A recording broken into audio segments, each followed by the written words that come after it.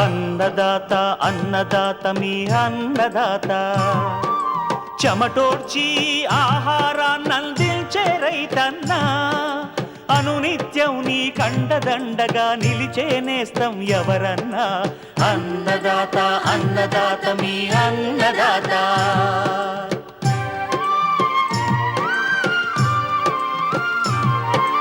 నూతన రీతుల సాగుబడికి, నూరింతలు పెరిగే దిగుబడికి సూచనలిచ్చే సస్య రక్షణకు, పశు పోషణకి శాస్త్ర విజ్ఞానం అందించి ముందుకు నడిపే తెలుగు రైతు భారతదేశానికి మకుటం అయ్యేలా తీర్చిదిద్దే ఆశయంతో మిమ్ము మేలు కొలిపేది అన్నదాత.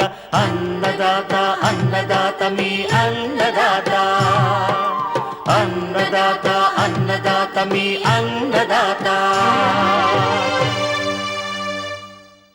అన్నదాత ప్రేక్షకులకు నమస్కారం. ఈనాటి ముఖ్యాంశాలు: నెల్లూరు జిల్లాలో వ్యవసాయ ఉద్యాన పంటలపై ఎల్ నినో ప్రభావం, తీసుకోవాల్సిన జాగ్రత్తలు. మొక్కజొన్నను నష్టపరుస్తున్న కత్తెర పురుగు, సమగ్ర నివారణ పద్ధతులు. వర్షాకాలంలో పాడి పశువుల ఆరోగ్య సంరక్షణ. ఇంకా జై కిసాన్ వ్యవసాయ సమాచారం.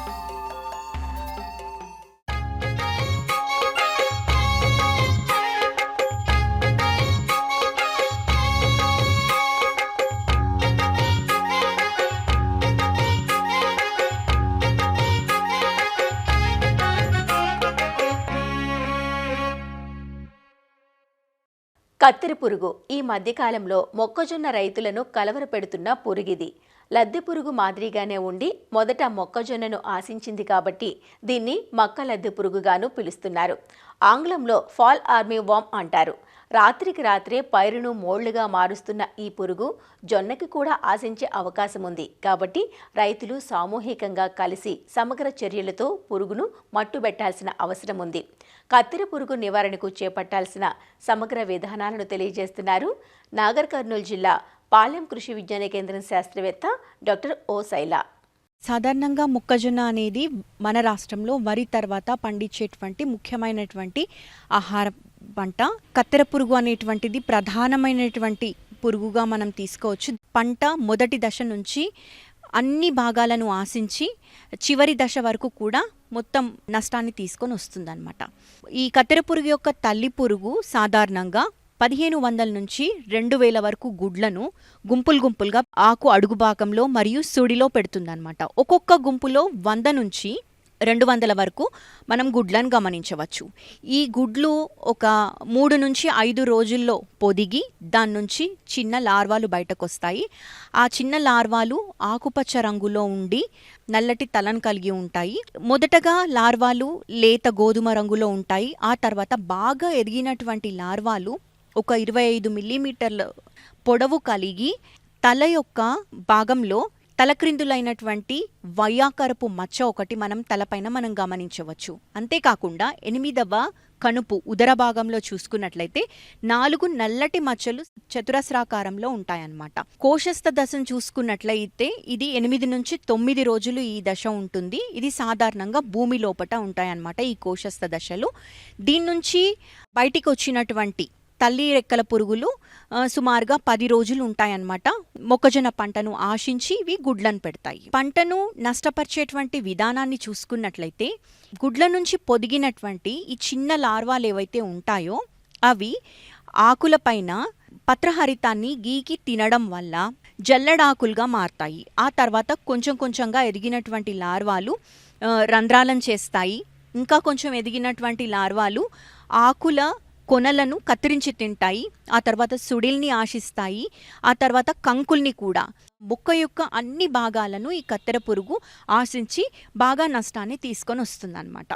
దీని యొక్క నివారణ చర్యల్ని చూసుకున్నట్లయితే పంట మొదటి దశలోనే ఎకరానికి ఒక 4 లింగాకర్షక బుట్టల్ని అమర్చుకొని మగరెక్కల పురుగుల యొక్క ఉధృతిని మనం గమనించి తర్వాత నివారణ చర్యల్ని చేపట్టాలి. అంతేకాకుండా పంటలో అంతర పంటలుగా పప్పు ధాన్యాల్ని వేసుకోవాలి. పంట ఎప్పుడు శుభ్రంగా ఉండేటట్టు కలుపు లేకుండా గట్ల పైన పంట లోపట శుభ్రంగా ఉండేటట్టు చూసుకోవాలన్నమాట. ఈ కత్తెర పురుగుని ఒక 3 దశలుగా మనము నివారించవచ్చు. అయితే ఈ కత్తెర పురుగు యొక్క కోశస్థ దశల్ని చూసుకున్నట్లయితే ఇవి భూమి లోపట కోశస్థ దశలు ఉంటాయి కాబట్టి మనము లోతైన వేసవి దుక్కుల్ని చేసుకున్నట్లయితే ఈ కోశస్థ దశలోనే మనము ఈ పురుగుని నివారించవచ్చు. ఇంకొకటి ఏంటి అంటే రైతు సోదరులందరూ సామూహికంగా విత్తుకోవడం వల్ల కొంతవరకు కూడా దీన్ని నివారించవచ్చు.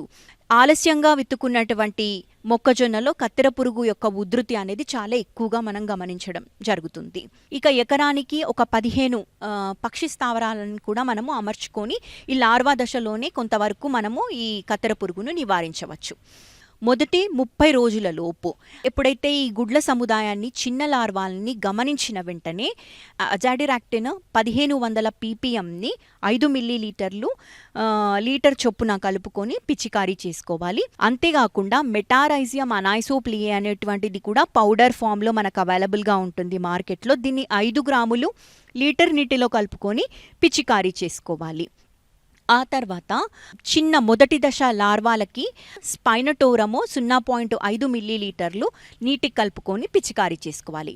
ఇక పంట 20 నుంచి 25 రోజుల దశలో ఉన్నప్పుడు దాని యొక్క ఉధృతి ఏమైనా పెరిగినట్లు మనం గమనించినట్లయితే క్లోరాంట్రనిలిప్రోల్ 0.3 మిల్లీలీటర్లు లేదు అనంటే ఎమామిక్టిన్ బెంజోయేట్ 0.4 గ్రాములు లీటర్ నీటికి కలుపుకొని సుడుల్లో పిచికారీ చేసుకోవాలి. కొంచెం ఎదిగినటువంటి లార్వాలను మనం గమనించినట్లయితే విషపు ఎరలు అనేవి చాలా బాగా పనిచేస్తాయి. తవుడు 2 కిలోల బెల్లాన్ని ఒక 2 నుంచి 3 లీటర్ల నీటిలో కలుపుకొని ఒక 24 గంటలు పులియనిచ్చి ఆ తర్వాత 100 గ్రాముల థయోడికార్బ్ అనేటువంటి మందును కలుపుకొని ఇవి సుడుల్లో పడేటట్టు ఒక ఎకరా చొప్పున వేసుకున్నట్లయితే ఎదిగిన లార్వాలకి ఇవి బాగా పనిచేస్తాయి అన్నమాట. ఆ తర్వాత పంట 31 నుంచి 65 రోజుల దశలో చూసుకున్నట్లయితే కొంచెము గుడ్ల సముదాయమే కానీ మొదటి దశ లార్వాలని నివారించడానికి మనము స్పైనటోరమో లేదు అనంటే క్లోరాంట్రనిలిప్రోల్ ఎమామిక్టిన్ బెంజోయేట్ లాంటి మందులతో పిచికారీ చేసుకోవాలి.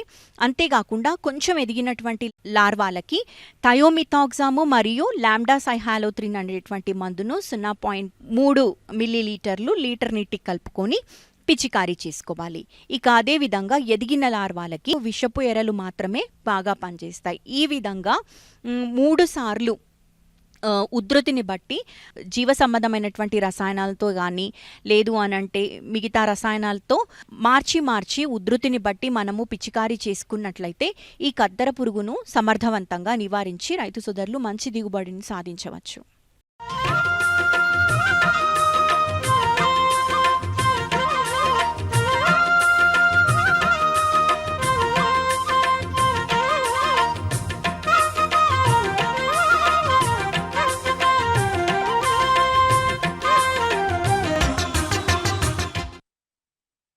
సీజన్ మారుతుందంటే వచ్చే వ్యాధుల పట్ల కొంత మెలకుగా వ్యవహరించాలి.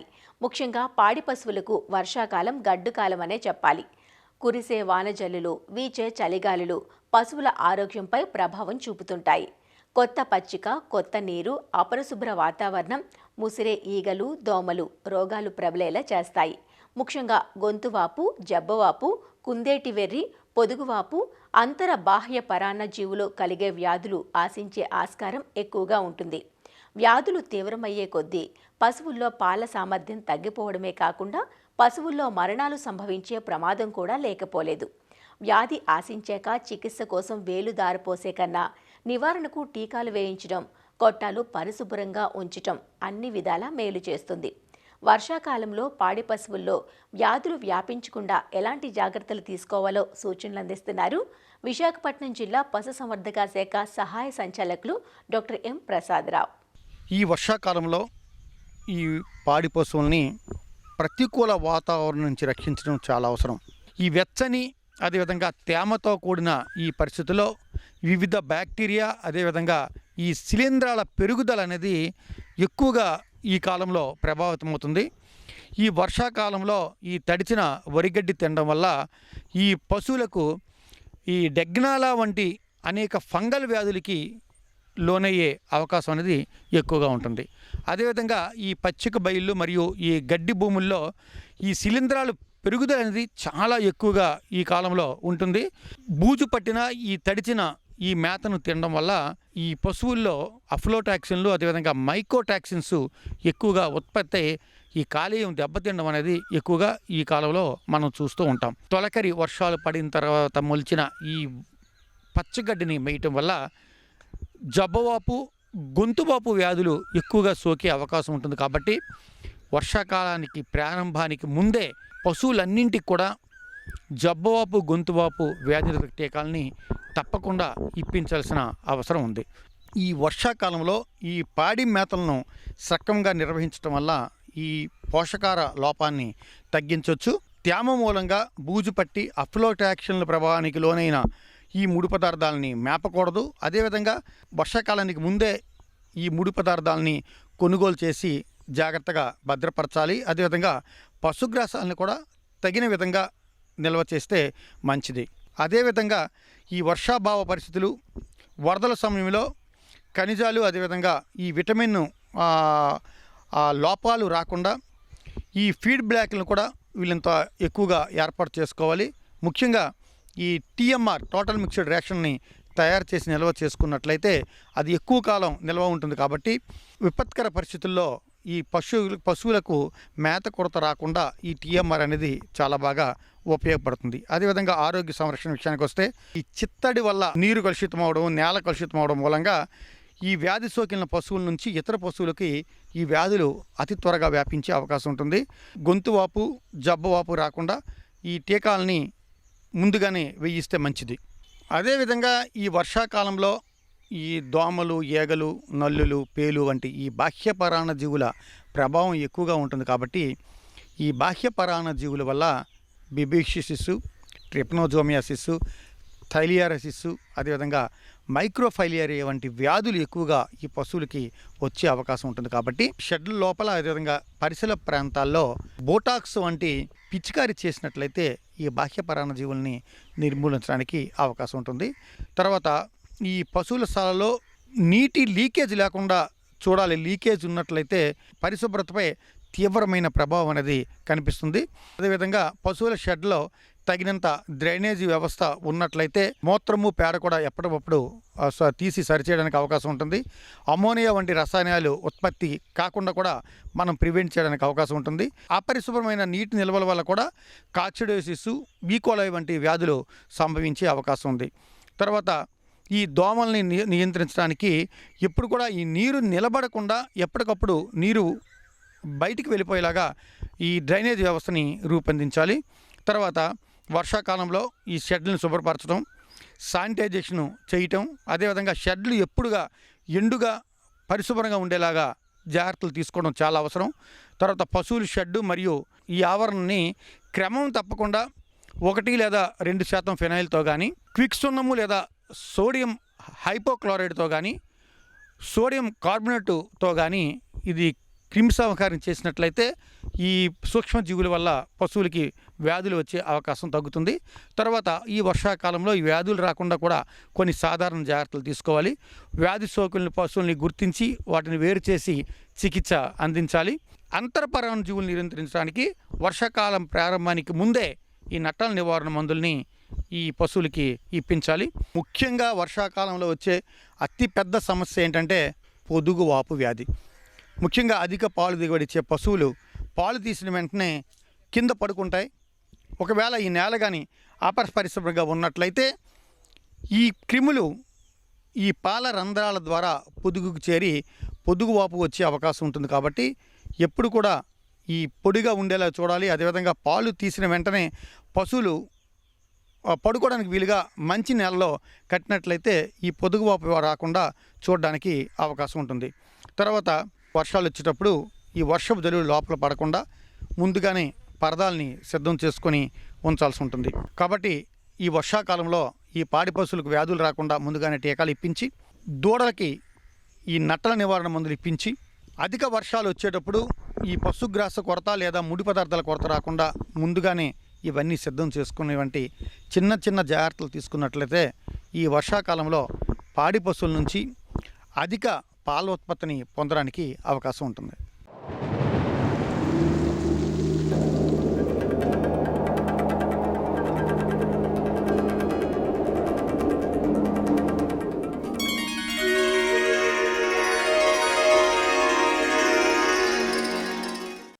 వాతావరణ ప్రతికూలతలు సాగు రంగంపై పెను సవాళ్లను విసురుతున్నాయి. ఎల్నినో ప్రభావం వల్ల తెలుగు రాష్ట్రాల్లో చాలా చోట్ల వర్షాభావ పరిస్థితులు నెలకొన్నాయి. భూగర్భ జలాలు అడుగంటుతున్నాయి. వర్షాభావం, నీటి ఎద్దడి పరిస్థితులను దృష్టిలో ఉంచుకొని పంటలు బెట్టకు గురికాకుండా జాగ్రత్తలు తీసుకోవాలి. నైరుతి రుతుపవనాల ప్రభావం తక్కువగా ఉండే నెల్లూరు జిల్లాలో ప్రస్తుతం వరి, మొక్కజొన్నతో పాటు ఉద్యాన పంటలైన నిమ్మ, మిరప పంటలు సాగులో ఉన్నాయి. ఎల్నినో ప్రభావంతో వేడిగాలులు ఎక్కువగా ఉన్న నేపథ్యంలో వ్యవసాయ, ఉద్యాన పంటల సాగులో తీసుకోవాల్సిన జాగ్రత్తల గురించి సూచనలు అందిస్తున్నారు ఇక్కడ కృషి విజ్ఞాన కేంద్రం సమన్వయకర్త డాక్టర్ శివజ్యోతి. మనకు ఈ సంవత్సరం ఎల్నినో ప్రభావం మనకు ఎక్కువగా ఉంది. దీని ప్రభావం వలన మనకు ఈ ఖరీఫ్ సీజన్లో వర్షపాతం అనేది ఇంకా నమోదు కాలేదు. ఈ వర్షపాతం తక్కువతో పాటు మనకు వాతావరణం అంతా పొడి వాతావరణం నెలకొని ఉంది.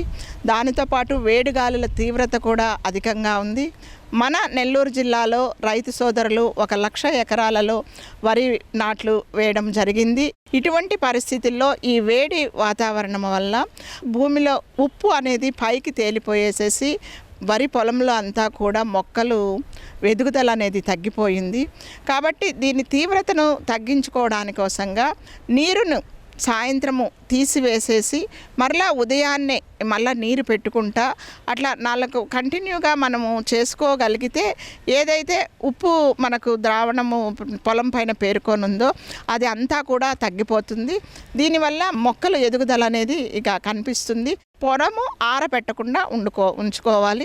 ఈ ఒక్కదాన్ని గమనించండి. తర్వాత ఇప్పుడు ప్రతి ఆకుల చివరలో వచ్చేసేసి గీతలు అనేది కనిపిస్తూ ఉంది. అది తెగులని రైతు సోదరులు కొద్దిమంది ఫోన్లు చేసి అడుగుతూ ఉన్నారు, ఇట్లా మాకు పొలంలో తెగులు వస్తుందని. అది తెగులు కాదు, అది ఓన్లీ మనకు ఈ వేడి వాతావరణం వల్ల చివరలు అట్లా స్ట్రీక్స్ అంటే గీతలుగా వచ్చి ఎండిపోతూ ఉంది. కాబట్టి దీనికి ఎటువంటి తెగులు మందులు అనేది మాత్రం పిచికారీ చేయవద్దు. తర్వాత వస్తే ఈ వేడి దీని వలన మనకు ఈ వరి పొలంలో మైట్ అనేది వచ్చే అవకాశం ఎక్కువగా కనిపిస్తూ ఉంది. ప్లస్ మేము చూడడం కూడా జరిగింది కొన్ని పొలాలలో.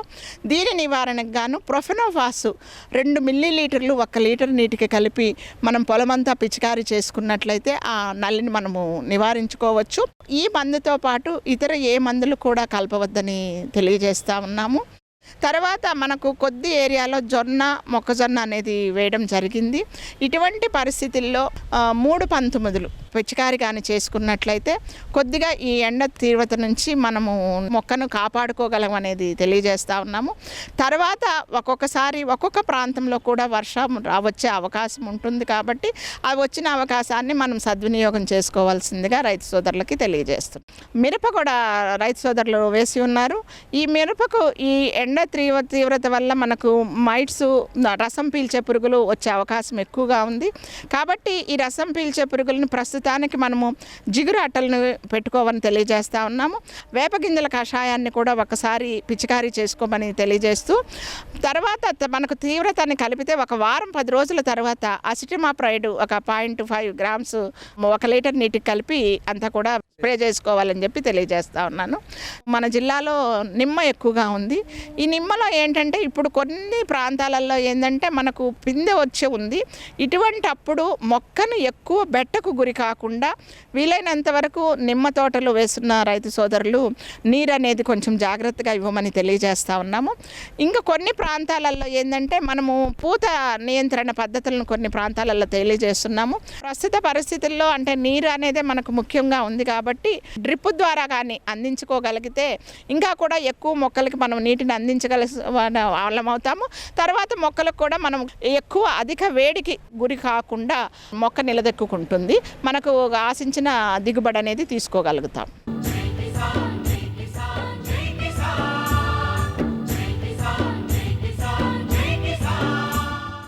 వ్యవసాయ సమాచారం ఇప్పుడు జై కిసాన్లో చూద్దాం. పంటల బీమాకు గడువు ముగేనుండటంతో ఆంధ్రప్రదేశ్ వ్యవసాయ శాఖ రైతులను అప్రమత్తం చేస్తోంది. ప్రకృతి వైపరీత్యాలతో పంటలు నష్టపోయే సందర్భాల్లో రైతులకు బీమా అక్కరకొస్తుందంటూ సూచిస్తోంది. ప్రకాశం జిల్లాలో ప్రధానమంత్రి ఫసల్ బీమా, సవరించిన వాతావరణ ఆధారిత పంటల బీమా పథకం అమలుకు సంబంధించి పంటల వివరాలను జిల్లా వ్యవసాయాధికారి వివరించారు. జూలై 31 బీమా తుదిగడువు తేదీగా ప్రకటించారు. ఈ ఏడాది ఎల్నినో పరిస్థితుల నేపథ్యంలో పంట సాగు చేయనప్పటికీ ఏ పంట సాగు చేస్తామనే వివరాలను తెలియచేసి బీమా తీసుకునే వెసులుబాటు ఉందంటూ వివరిస్తున్నారు. ముఖ్యంగా ప్రకృతి వైపరీత్యాలు జరిగినప్పుడు, అంటే అకాల వర్షాలు సంభవించిన, అదేవిధంగా కరువు పరిస్థితులు ఎదురైనప్పుడు రైతులు తప్పనిసరిగా ఇబ్బంది ఉంటుంది.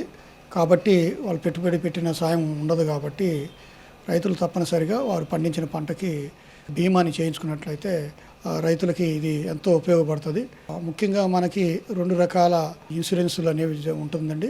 ప్రధానమంత్రి ఫసల్ బీమా యోజన, అదేవిధంగా restructured weather based crop insurance scheme అని ఉన్నాయి. ఈ 2 కూడా ప్రభుత్వం ఇంప్లిమెంట్ చేస్తూ ఉంది. సో దీంట్లో ప్రకాశం జిల్లాకి మనకి ప్రధానమంత్రి ఫసల్ బీమా యోజన స్కీమ్ని ఐసిఐసిఐ కంపెనీ వాళ్ళు ఇంప్లిమెంట్ చేస్తూ ఉన్నారు. ప్రభుత్వం వారు నోటిఫై చేసినటువంటి 6 పంటల్ని ఈ నెల 31వ తారీఖు లోపు ఇన్సూరెన్స్ సంబంధించిన ప్రీమియంని రైతు చెల్లించినట్లయితే వారికి ఇన్సూరెన్స్ క్లెయిమ్ వచ్చేదానికి అవకాశం ఉంటుంది. ఇది దిగుబడి ఆధారంగా మనకి లెక్కగట్టి పంట నష్టం వచ్చినప్పుడు ఈ ఇన్సూరెన్స్ క్లెయిమ్ అనేది రైతుల యొక్క ఖాతాలో జమ చేయటం జరుగుతుంది.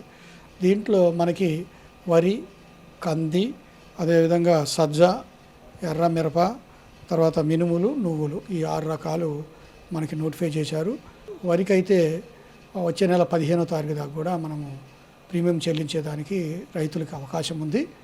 సో మిగతా పంటలు 5 పంటలకి ఈ నెల 31వ తారీఖు దాకా మనకి అవకాశం కల్పించారు. కాబట్టి రైతులందరూ కూడా దగ్గరలో ఉన్నటువంటి కామన్ సర్వీస్ సెంటర్లలో పంటల వారీగా ఎకరానికి ఎంత చెల్లించాలా రైతు వాటా అనేది కూడా మనకి ఇవ్వటం జరిగింది. ముఖ్యంగా వరికి అయితే 860 రూపాయలు ఒక ఎకరానికి ప్రీమియం కట్టాలా, కందులకి 430, సజ్జకి 156, ఎర్ర మిరపకి 4500, మినుములు 205, నువ్వులు 180 రూపాయలు మనం చెల్లించాలా. సో కాబట్టి రైతులు మనకి ముఖ్యంగా ఈ సంవత్సరం ఎల్నినో ఎఫెక్ట్ ఎక్కువగా ఉంది. కాబట్టి ఇటువంటి పరిస్థితుల్లో రైతు తప్పనిసరిగా మనం వేసిన పంటని ఇన్సూరెన్స్ చేయించుకోవటం వల్ల మనకి ఆపద కాలంలో ఇన్సూరెన్స్ రైతుల్ని ఆదుకుంటుంది. కాబట్టి రైతులు తప్పనిసరిగా ఇన్సూరెన్స్ పంటలకి బీమా చేయించుకోవాల్సిందిగా తెలియజేస్తూ ఉన్నాం. మీకు సమీపంలో ఉన్నటువంటి ఈ కామన్ సర్వీస్ సెంటర్లలో రైతులు తప్పనిసరిగా చేయించుకోవాలా. దీనికి సంబంధించి ఎటువంటి రుసుము కూడా చెల్లించవలసిన అవసరం లేదు. అదేవిధంగా మన ప్రకాశం జిల్లానికి వాతావరణ ఆధారిత పంటల బీమా పథకం కింద మనకి పత్తి ఇవ్వటం జరిగింది. కాబట్టి పత్తిని సాగు చేసే రైతులందరూ కూడా తప్పనిసరిగా పంటల బీమా చేయించుకోవాలా.